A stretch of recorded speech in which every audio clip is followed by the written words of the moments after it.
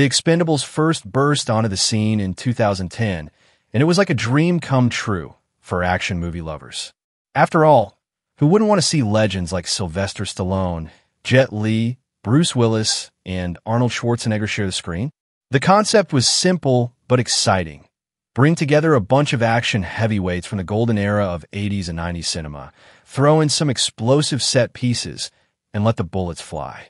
And honestly, it worked, at least in the beginning. The early entries felt like a celebration of old-school action, especially in an era where PG-13 superhero movies were dominating the box office. That contrast made The Expendables stand out because it proudly brought back the gritty, unapologetically over-the-top style that fans of Stallone's glory days have been missing. So, even though the first two movies weren't critical darlings, they did exactly what they promised, delivered big action, familiar faces, and a whole lot of nostalgic fun. And let's not forget, they made money. The first two films were box office hits, no question about it. Audiences were eager to see these aging mercenaries kick, and the retro vibes were irresistible. The first movie raked in over $268 million worldwide, while the sequel went even bigger, pulling in around $311 million. Sure, there were criticisms, the humor didn't always land, and the visuals could be a bit flat, but that didn't matter much.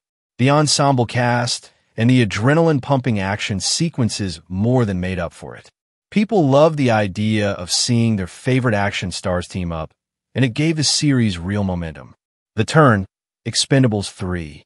Now, the third installment, The Expendables 3, was where things got a bit rocky. The team behind it tried something different. They decided to go with a PG-13 rating. The idea was probably to bring in a younger audience, which sounds like a solid strategy on paper. But the thing is, fans came to these movies for the raw, unfiltered action. Toning it down just didn't sit right with longtime followers of the franchise.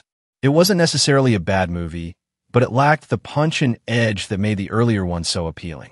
The PG-13 approach may have been well-intentioned, but it took away one of the franchise's biggest strengths, its R-rated chaos.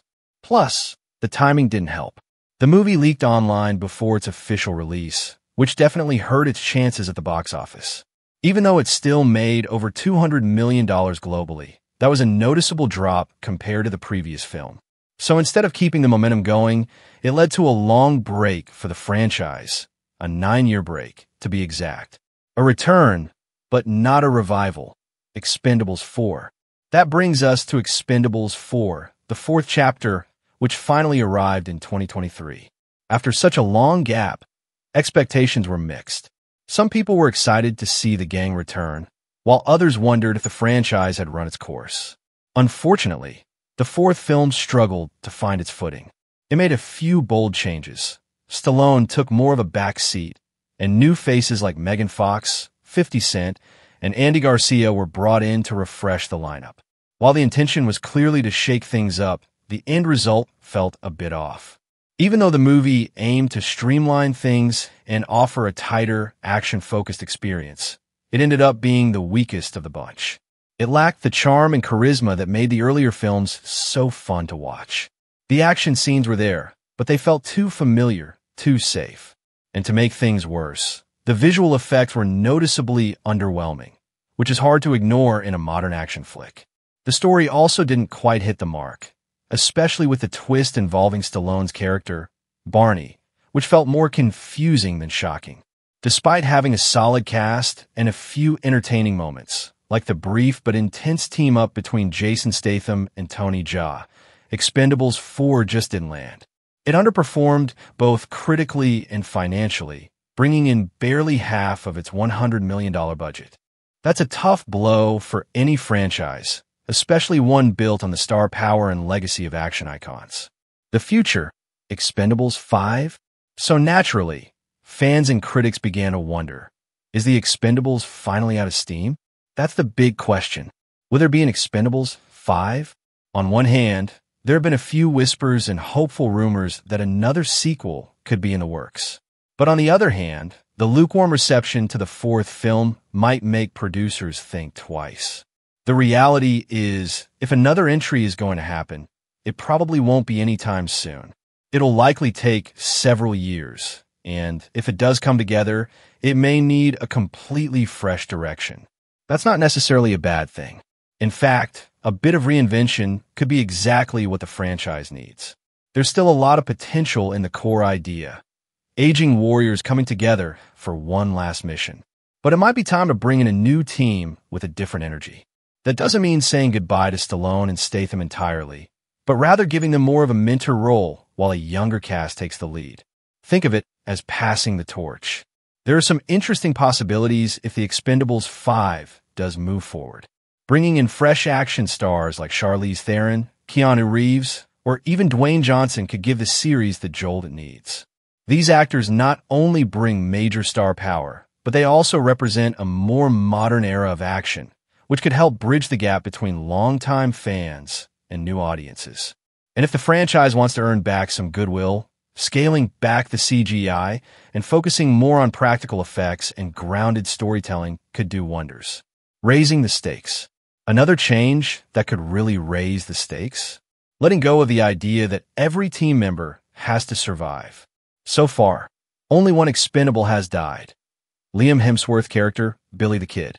And while Stallone has avoided killing off characters to maintain that brotherhood vibe, introducing some real danger might actually make things more exciting. It would raise the emotional stakes and show that the missions they're taking on carry serious consequences.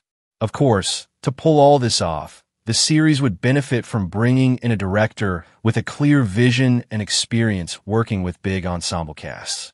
Names like John Woo, David Ayer, or even Guy Ritchie come to mind, directors who understand how to balance intense action with strong character moments. And if they approach it with the same sense of fun and spectacle that defined the early films, but with a few smart updates, it could resonate all over again. Final thoughts. So, while The Expendables May 4th not have been the triumphant return fans were hoping for, that doesn't mean the series is down for the count.